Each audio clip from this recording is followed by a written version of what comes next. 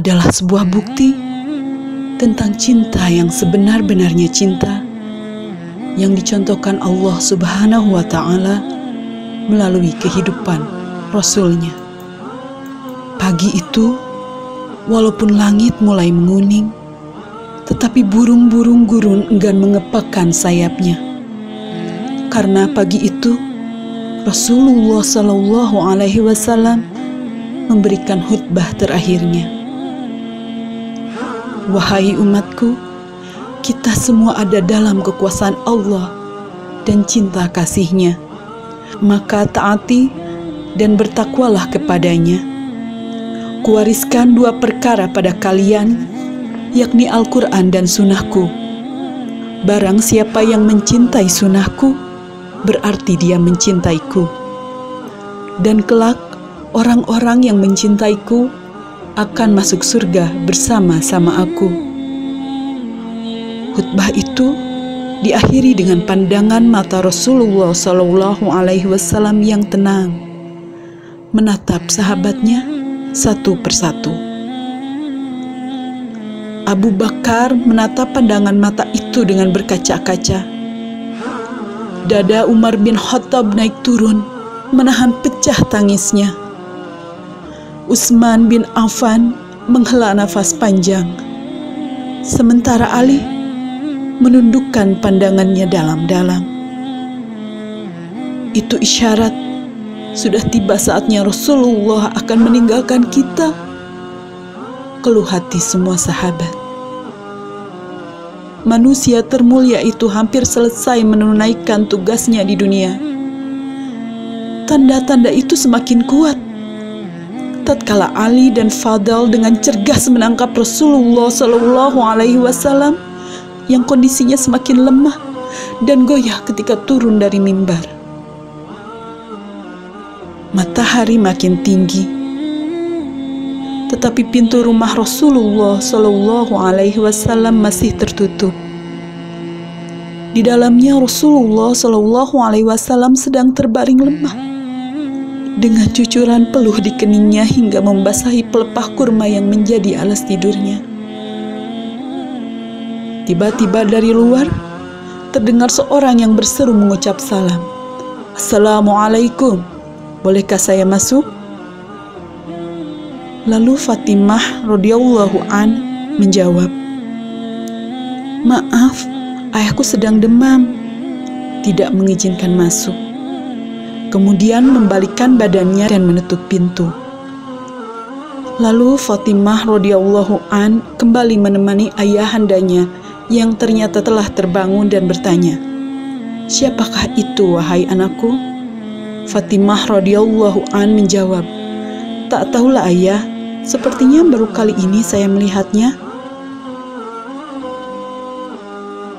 Ketahuilah nak, dialah yang menghapuskan kenikmatan sementara.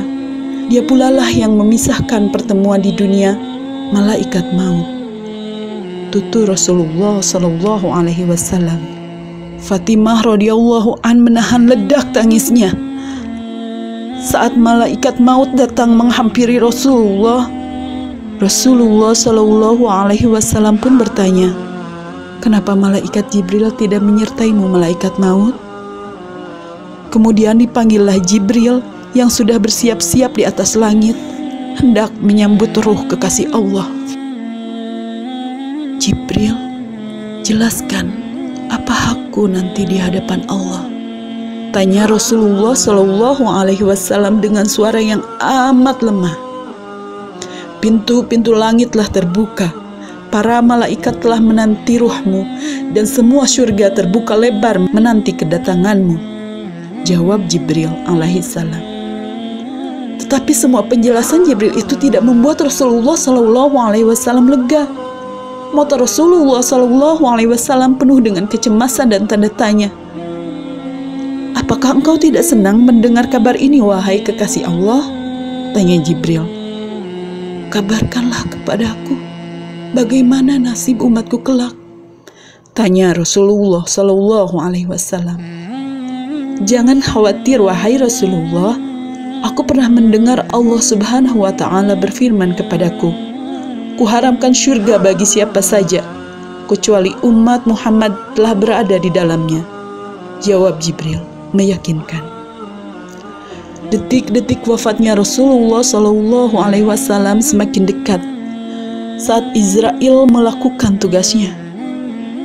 Perlahan-lahan, ruh Rasulullah SAW ditarik.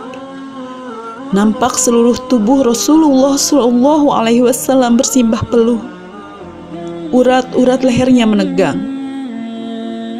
Duhai Jibril, betapa sakitnya sakaratul maut ini. Desiran suara Rasulullah SAW mengadu. Fatimah radhiyallahu an hanya mampu memejamkan matanya.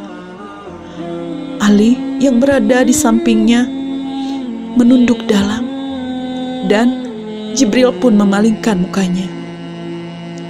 Jijikkah kau melihatku hingga kau palingkan wajahmu, Jibril? Tanya Rasulullah SAW pada malaikat pengantar wahyu itu. Bukan ya Rasulullah, siapa yang sanggup melihat kekasih Allah direnggut ajalnya? Sanggah Jibril. Sesaat kemudian terdengar Rasulullah SAW memekik karena sakit yang tidak tertahankan lagi. Ya Allah, dahsyatnya sakaratul maut ini. Timpakan saja semua sakaratul maut ini kepadaku, jangan kepada umatku. Badan Rasulullah SAW mulai dingin. Kaki dan dadanya sudah tidak bergerak lagi. Bibirnya bergetar seakan hendak membisikkan sesuatu. Ali radhiyallahu an pun segera mendekatkan telinganya. Peliharalah sholat dan peliharalah orang-orang lemah di sekitarmu, bisik Rasulullah SAW. Di luar terdengar suara tangis mulai bersahutan. Para sahabat saling berpelukan. Fatimah radhiyallahu an menutup wajah dengan kedua tangannya. Ali mendekatkan telinganya kepada bibir Rasulullah SAW yang mulai membiru. Ummati, ummati, ummati.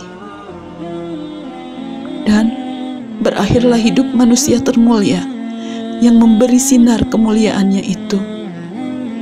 Mampukah kita mencintai Rasulullah seperti beliau mencintai kita? Allahumma salli ala Sayyidina Muhammad wa barik wa sallim alaihi.